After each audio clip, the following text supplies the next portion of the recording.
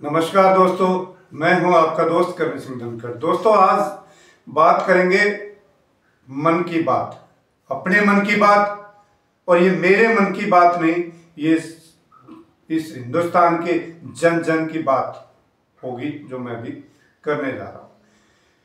साथियों, पता नहीं मेरे मन में एक बहुत बड़े जन आंदोलन की आहट हो रही है कि इस देश में कोई बहुत बड़ा जन आंदोलन होने वाला है। हालांकि पीछे कुछ शुरुआत भी हुई, लेकिन वो जन आंदोलन शुरू होने से पहले ही खत्म हो गया था, क्योंकि उसके अंदर पवित्रता नहीं थी। कहीं ना कहीं राजनीति उसमें घुसी हुई थी। मैं अन्ना आंदोलन की बात कर रहा हूँ। लेकिन अब क्योंकि जिस तरह के हालात इस देश में बने हुए हैं, उससे लगता है कि मुझे तो महसूस हो रहा है बहुत बड़ा एक जन आंदोलन इस देश में किसी भी समय खड़ा हो सकता है। दुनिया में जब जब बड़े जन आंदोलन हुए हैं, तब तक बहुत बड़ा बदलाव भी आया है। चाहे वो असहयोग आंदोलन हो, चाहे वो सवैज्ञ अयोग्य आंदोलन हो, चाहे वो भारत छोड़ो आंदोलन हो, और चाहे अमेरिका का सिविल राइट आंदोलन हो। देश में आंदोलन होगा। अब उस आंदोलन में कौन महात्मा गांधी, क्योंकि इन आंदोलनों से महात्मा गांधी और मार्टिन लूथर बनते हैं। ये जरूरी नहीं है कि किसी राजनीतिक पार्टी का नेता या राजनीतिक पार्टी आगे आके ही नहीं। जन आंदोलन हमेशा जनों के सहयोग से होता है, और उसमें कोई आम जन ही आगे लीडर बन के उभरता है। तो कौन मार्टिन लूथर बनेगा, कौन महात्मा गांधी बनेगा, ये तो भविष्य के गर्भ में है। लेकिन मुझे लगता है कि इस देश में एक बहुत बड़ा जन आंदोलन कभी भी खड़ा हो सकता है। और इस जन आंदोलन की वजह, मुख्य कारण जो है वो है इस देश में बढ़ती हुई अमीर गरीब की खाई।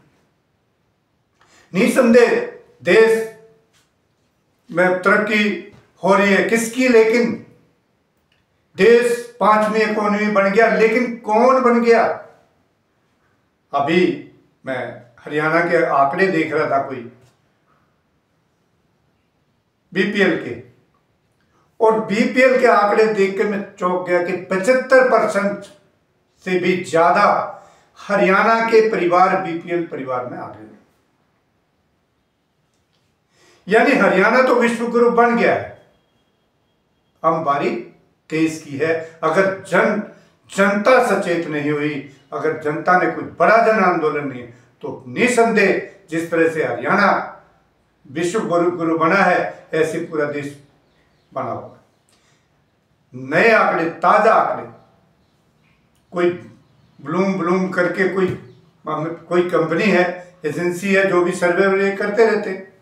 एक ताजा सर्वे आया, वो कहते 100 करोड़ से ज्यादा लोग हिंदुस्तान के वो आवश्यक वस्तुओं से अलग हटके कोई चीज खरीदने की पोजीशन में ही नहीं है।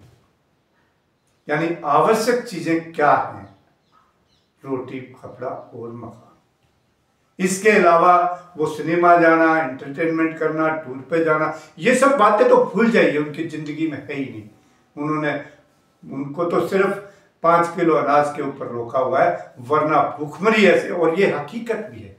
जब सरकारी आंकड़े कह रहे हैं कि हम 80-82 करोड़ लोगों को 5 किलो अनाज देते हैं, तो वो एजेंसी जो ये कह रही है कि 100 करोड़ लोगों की ये हालत है, तो वो गलत नहीं कह रही। सॉरी दोस्तों। तो वो एजेंसी बिल्कुल सही आंकड़े दे रही है, और तस्वीर देश की यही है कि 140 करोड़ में से 100 करोड़ लोग ऐसे हैं जो बिना जरूरत की कोई चीज खरीद नहीं सकते, जिसमें कोई भी मतलब सिवाय रोटी पानी, और उनको साग सब्जी और फ्रूट खरीदने के पैसे भी नहीं है। सबसे बड़ा कारण है सरकार कहती है हम 5वीं इकोनॉमी बन गए, तीसरी, निसंदेह आप बन जाएंगे, 5वीं भी बन गए। और लेकिन कौन? इस देश का 50% से ज्यादा पैसा 5% लोगों के पास है। 5 लोग अगर उनकी इकोनॉमी 5वीं बन जाए, पहली बन जाए, इससे क्या फर्क पड़ता है? पर कैपिटा इनकम, यानी हर एक आदमी की आमदनी कितनी है इस देश में, ये अहम फैक्टर है। लोगों की जेब में करनी नहीं, अडानी अडवाणी अंबानी जो भी बने, तीसरी इकोनॉमी बने, क्या फर्क पड़ता है?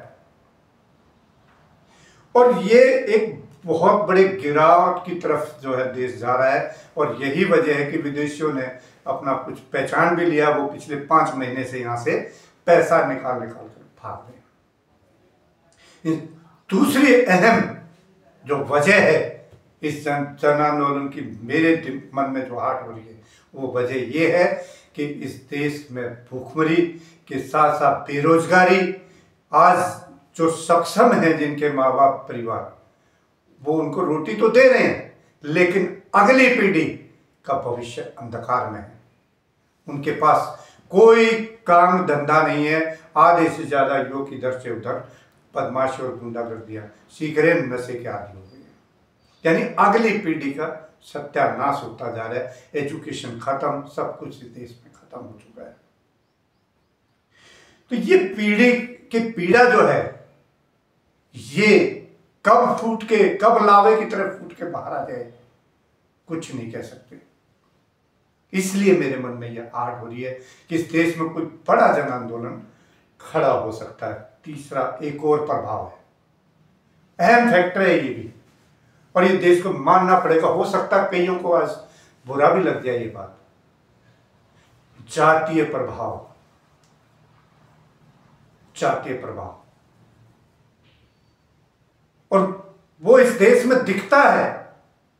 इस देश को खाली किसी एक नेता या किसी उस पार्टी ने नहीं खत्म किया है, नहीं। इस देश में को खत्म करने में एक जाति विशेष, जिसको बोला जाता है अक्सर, खत्म करने में और देश को बनाने में जाति विशेष के हाथ है। जो देश की सुरक्षा करती है वो जाति विशेष किसको पता है? सारा देश ही जानता है कि भी किसको नहीं पता, सबको पता है इस देश की सुरक्षा कौन जाति विशेष करती है, और इस देश को लूट के कौन जाति विशेष खा रही है। सुप्रीम कोर्ट में कौन जाति विशेष बैठी है? बुरा लगे तो 100 बार लगे, लेकिन आज ये बात मैं कहूंगा, क्योंकि जातीय स्वरूप जिस तरह से देश का बिगड़ा हुआ है, वो इस देश को कर्त में ले जाने का एक अहम कारण है। जाति मीडिया में, पूरे टोटल मीडिया के स्क्रूटनी करके देख लो, कौन सी जाति विशेष के लोग बैठे हैं। इस देश को बर्बाद करने में जाति विशेष का बहुत बड़ा अहम रोल है। आज जितनी भी संवैधानिक संस्थाएं हैं, उनके मुखिया हों चाहे उनके अहम अधिकारी हों, किस जाति विशेष के लोग बैठे हैं। मुझे जातिवादी कहोगे, कहो, कोई बात नहीं, लेकिन ये इस देश की हकीकत है कि इस जाति विशेष ने इस देश को बर्बाद कर दिया है पूरी तरह से। अगर अब भी आप नहीं सुधरेंगे, अब भी आप नहीं संभलेंगे, तो निसंदेह इस देश में एक बड़ा जन आंदोलन होगा।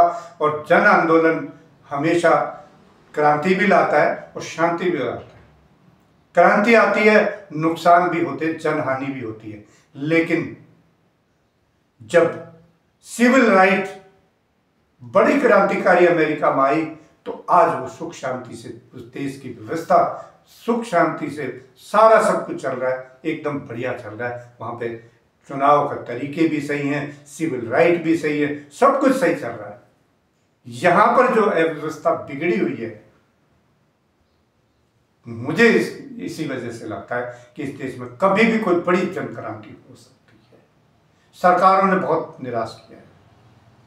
ये 90 तक, मैं आपको बता दूं, आजादी से लेके 1990 तक इस देश के अंदर लगातार अमीरी गरीबी की खाई को पाटा गया था, पाट दी गई थी धीरे धीरे पर। लेकिन उसके बाद धीरे धीरे, विशेषकर अगर इस 21वीं सदी में के बाद, इस देश में लगातार अमीरी गरीबी की खाई बढ़ती जा रही है और ये बहुत बड़ा कारण होगा जन आंदोलन का। तो साथियों, मैं अपने मन की बात करने आया था। आपको मेरे मन की बात में कोई खोट लगा हो या अच्छी लगी हो, कमेंट करके ज़रूर बताइएगा। जय हिंद साथियों, जय भारत।